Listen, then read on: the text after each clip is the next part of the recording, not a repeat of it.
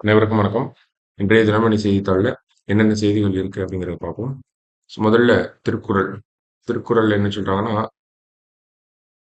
"சூழ்ச்சி முடிவு துணிவு எய்தல் அத்துணிவு தாழ்ச்சியுள் தங்குதல் தீது." சூழ்ச்சி முடிவு துணிவு எய்தல் அத்துணிவு தாழ்ச்சியுள் தங்குதல் தீது அப்படின்னு சொல்றாங்க. ஆராய்ந்து எண்ணுவதற்கு எல்லை துணிவு கொள்வதே ஆகும்.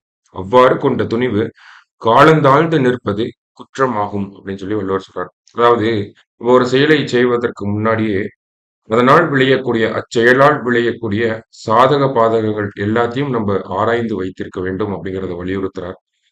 அவ்வாறு நம்ம ஒரு செயலை செய்ய போறோம். இப்படி செய்ய ஆரம்பிச்சதுக்கு அப்புறமா சாதக பாதகங்களை எண்ணுவது அப்படிங்கிறது நமக்கு ஒரு பெரிய குற்றமாகும் அப்படின்னு சொல்லி திருவள்ளுவர் சொல்றார். ஓகேங்களா? திருக்குறளின் 671 அதிகாரம் வினை செயல் வகை. ஸோ அடுத்ததா இங்க பார்த்தோம்னா இந்த ஒரு எடிட்டோரியல் தான் நம்ம இன்னைக்கு பார்க்க போறோம்.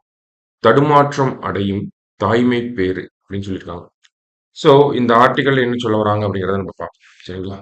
ஸோ இந்தியா வேர்ல்டுலே மோஸ்ட் பாப்புலஸ் கண்ட்ரி அப்படிங்கிறது நமக்கு தெரியும். ஓகேவா? அதிக மக்கள் தொகை கொண்ட நாடு அப்படின்னா அது நம்ம இந்தியா தான். சைனாவை முந்தி நம்ம ஒரு வருஷத்துக்கு 2 வருஷத்துக்கு மேல ஆகும். சரிங்களா? இப்போ அதிக மக்கள் தொகை கொண்ட நாடாக இந்தியா இருக்கு.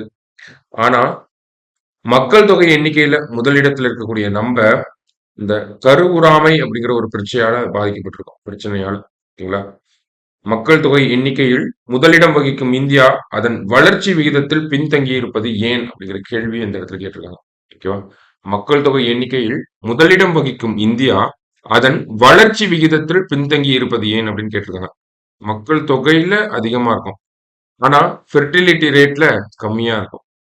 அப்ப என்ன இதுல இருந்து நம்ம புரிஞ்சுக்க போறோம் அப்படிங்கிறத பார்க்கலாம். சரிங்களா? So population in terms of absolute numbers அப்படின்னு வரப்போ இந்தியா பாப்புலஸ் நேஷனா இருக்காங்க.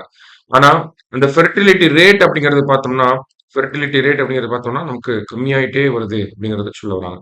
என்ன மாதிரியான காரணங்கள்னால கம்மியாகுது அப்படிங்கறத பின்னாடி கொடுத்திருக்காங்க. அதிகரித்து வரும் கருவுறாமை பிரச்சனை மற்றும் மலட்டுத்தன்மை ஆகிய 2 காரணங்களை சொல்றாங்க.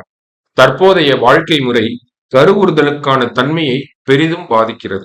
உணவு பழக்க வழக்கங்களில் ஏற்பட்டு வரும் மாற்றம், சுற்றுச்சூழல் பாதிப்பு உள்ளிட்ட பல்வேறு காரணங்களை கூறலாம்.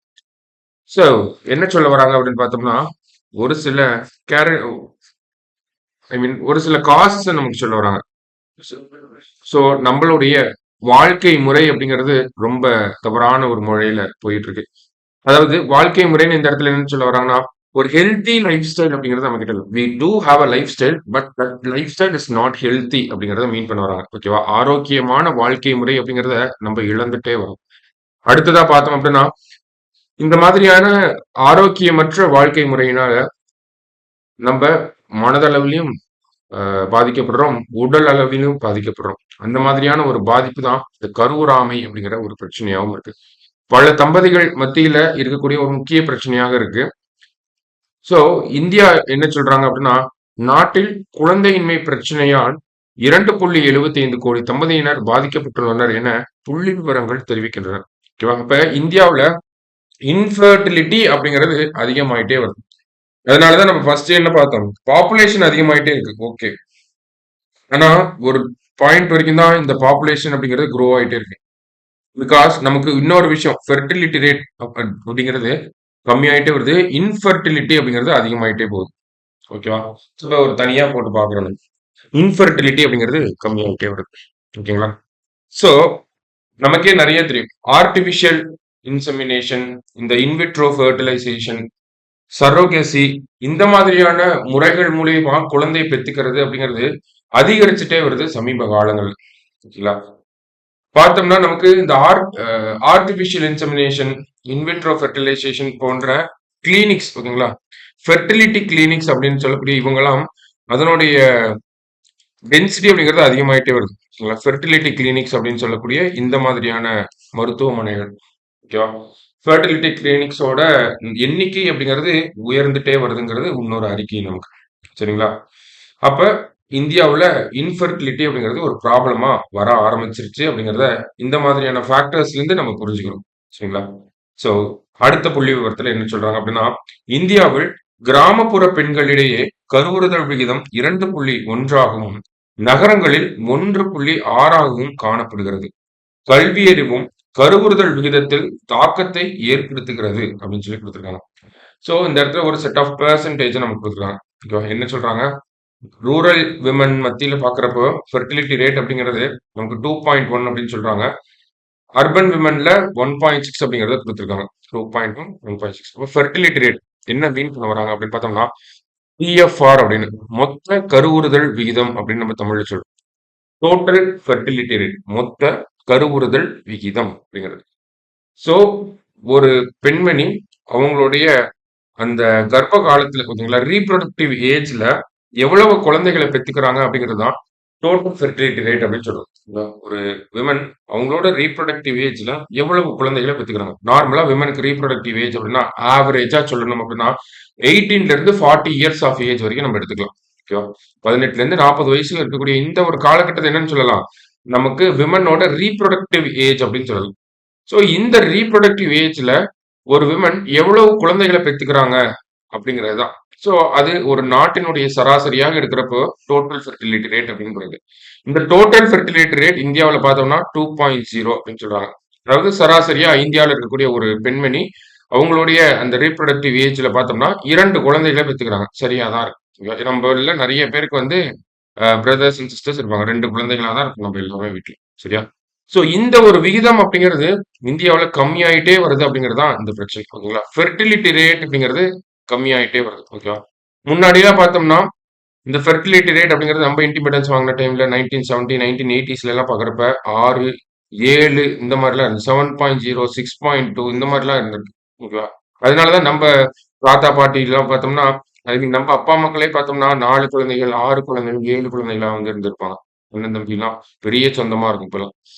சோ அப்படிங்கிறப்ப அந்த விகிதம் அப்படிங்கிறது கம்மியாயிட்டே வருது. 6ல இருந்து 7ல இருந்து நம்ம இப்போ 2 வரைக்கும் கம்மி பண்ணியிருக்கோம். இந்த 2க்கு கீழயும் கம்மியாயிட்டு இருக்கு அப்படிங்கிறது தான் பிரச்சனை. ஓகேங்களா? 2யும் தாண்டி கீழ போயிட்டு இருக்கு. அதுக்கு முக்கியமான ஃபேக்டர்ஸ் என்ன அப்படின்னு பார்த்தோம்னா, நம்ம முன்னாடியே பார்த்தோம் இல்லையா? நம்மளோட அன்ஹெல்தி லைஃப் ஸ்டைல் அப்படிங்கிறது. ஓகேவா? சோ இந்த டோட்டல் ஃபெர்டிலிட்டி ரேட் அப்படிங்கிறது 2.0. இத கிராமப்புறங்களுக்கும், நகர்ப்புறங்களுக்கும் எடுத்து பார்த்தோம்னா, அங்க இருக்கக்கூடிய பெண்களுடைய விகிதத்த தான் இந்த இடத்துல குடுத்துருக்காங்க. பெண்களிடையே கருவுறுதல் விகிதம் அப்படிங்கிறது 2.1 கிராமப்புற பெண்கள் அப்படின்னா. நகர்ப்புறங்கள் அப்படின்னு பார்த்தோம்னா 1.6 ரொம்ப டிராஸ்டிக்கா கம்மியாயிருக்கு அப்படிங்கிறத இங்க நம்ம பார்க்கிறோம். அதனால தான் அர்பன் சிட்டீஸ்ல பார்த்தோம்னா அதிகமா ஃபெர்டிலிட்டி கிளினிக்ஸ் அப்படிங்கிறது இருக்கு. கம்பேர்டு டு இந்த நகராட்சி, ஊரக பகுதிகள்ல பார்க்கிறதுக்கும், நம்ம மாநகரங்கள்ல பார்க்கிறதுக்கும் ஒரு வித்தியாசத்தை நம்மளால பார்க்க முடியும். ஓகேவா? அர்பன் சிட்டீஸ்ல தான் அதிகமான அதுவும் டயர் 1 சிட்டீஸ் இப்ப சென்னை, பெங்களூர் போன்ற சிட்டீஸ்ல எல்லாம் பார்க்கிறப்ப நமக்கு ஃபெர்டிலிட்டி கிளினிக்ஸ் அப்படிங்கிறத நம்ம பார்க்க முடியும்.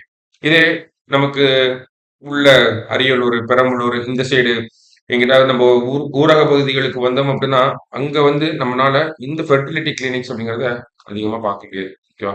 ஆனா இப்ப பரவலா எல்லா இடத்துலயும் அதிகமாயிட்டே வருது அப்படிங்கிறது செய்தி. சரியா?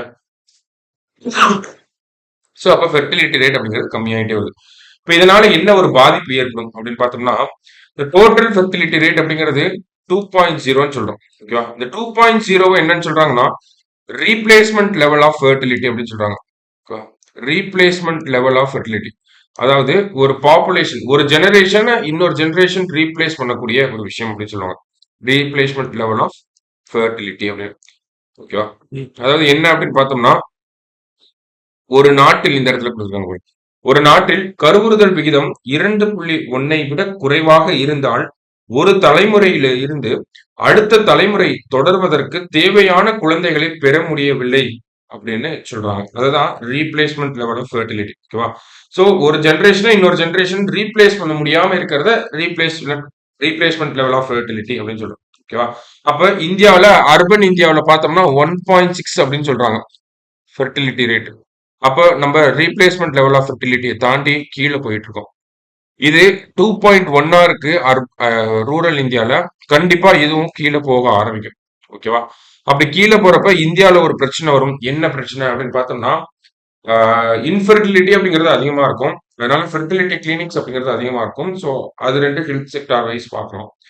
இந்தியாவில் இன்னொரு முக்கியமான பிரச்சனை என்ன வரும் அப்படின்னு பார்த்தோம்னா, நம்ம இப்ப யங் நேஷனா இருக்கு.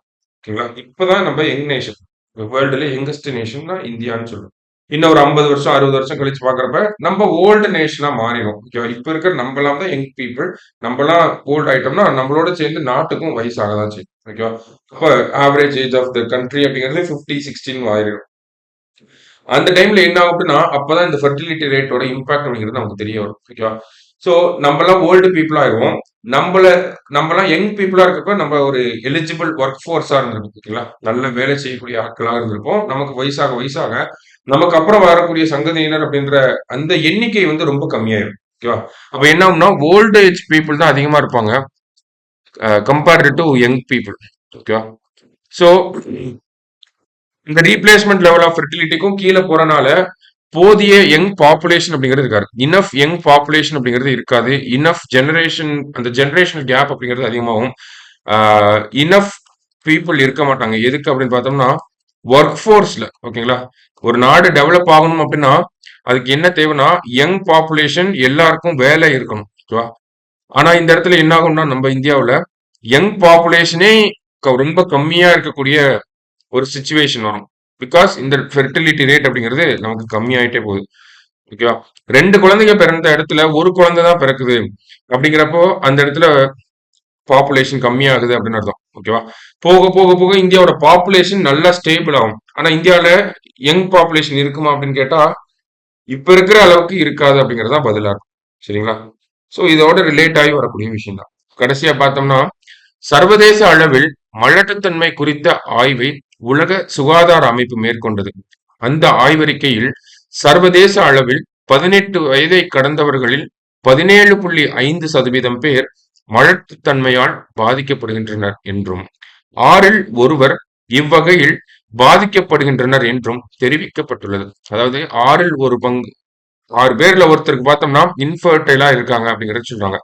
அது மென் மட்டும் இல்ல விமன் மட்டும் இல்ல போத் மென் அண்ட் விமன். ஓகேவா? எல்லா ஜெண்டர்ஸ்லயுமே இன்ஃபர்டிலிட்டி அப்படிங்கிறது இருக்குது அப்படிங்கறத சொல்ல வராங்க. ஓகேவா?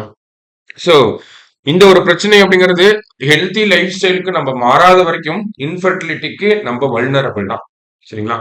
சோ அஸ் அ கண்ட்ரியா எடுத்து பாக்குறப்ப இந்தியாவும் என்ன பண்ணணும்? இந்தியன் கவர்மெண்ட் தமிழ்நாடு கவர்மெண்ட்ல என்ன பண்ணணும்னா மக்களுடைய ஃபெர்டிலிட்டி ரேட்டை அதிகப்படுத்துறதுக்கு என்ன பண்ணணுமோ அதை பண்ணணும். அதே மாதிரி இந்த இன்ஃபர்டைலா இருக்கக்கூடிய பீப்புளுக்கு அந்த தனியார் துறையில வழங்கக்கூடிய அந்த சேவைகளை அரசாங்கமே வழங்கும். எக்ஸாம்பிளுக்கு நம்ம சென்னையில எல்லாம் பார்த்தோம்னா ஃபெர்டிலிட்டி கிளினிக்ஸ் அப்படிங்கிறது தனியார் மட்டும்தான் வச்சிருக்காங்க இல்லையா? ஸோ அப்ப தனியார் கிட்ட போய் நம்ம ஒரு ஏழை குடும்பம் வந்து குழந்தை பெற்றுக்கணும்னு விருப்பப்படுறாங்க. தனியார் மருத்துவமனைக்கு போய் அவ்வளவு தொகைகளை கொடுத்து அவங்களால ஒரு குழந்தையை பெற்றுக்க முடியாது. அதுக்கப்புறமா அந்த குழந்தையை படிக்க வைக்கணும். அந்த மாதிரியான செலவுகள் அப்படிங்கிறதையும் நம்ம யோசிச்சுதான் ஆகணும். ஓகேங்களா? அப்படிங்கிறப்ப அரசாங்கம் தமிழக அரசாங்கம் சமீபத்துல என்ன பண்ணாங்கன்னா சென்னையில இருக்கக்கூடிய ஒரு மருத்துவமனையில அரசாங்கமே முற்றிலும் இலவசமாக இந்த மாதிரியான சேவைகளை வழங்க ஆரம்பிச்சிருக்காங்க. சரியா? சோ சென்னையில மட்டுமே தொடங்கப்பட்டிருக்க அந்த ஒரு திட்டம் அப்படிங்கிறது தமிழகம் ஃபுல்லா விரிவாக்கப்படணும். ஓகேங்களா? அதே மாதிரி இந்த ஃபெர்டிலிட்டி கிளினிக்ஸ் அவங்களெல்லாம் கொஞ்சம் ரெகுலேட் பண்ணணும். அந்த ஃபீஸ் ஸ்ட்ரக்சர் எவ்வளவு காசு வாங்குறாங்க அந்த மாதிரியான விஷயங்கள ரெகுலேஷன் அப்படிங்கிறது தேவை. சரிங்களா? சோ இந்த ஒரு ஆர்டிகல்ல இருந்து நிறைய விஷயங்களை நம்ம கனெக்ட் பண்ணலாம். சோ இப்போதைக்கு இந்த மாதிரியான விஷயங்களை மட்டும் நம்ம பார்த்தோம். சரியா? சோ இன்னைக்கு இருந்த இம்பார்ட்டன்ட் ஆர்டிகல் அது ஒண்ணு. சோ நல்லா நோட் பண்ணி வச்சுக்கோங்க. நாளைக்கு தினமணி வாசகங்களை சந்திக்கலாம். நன்றி.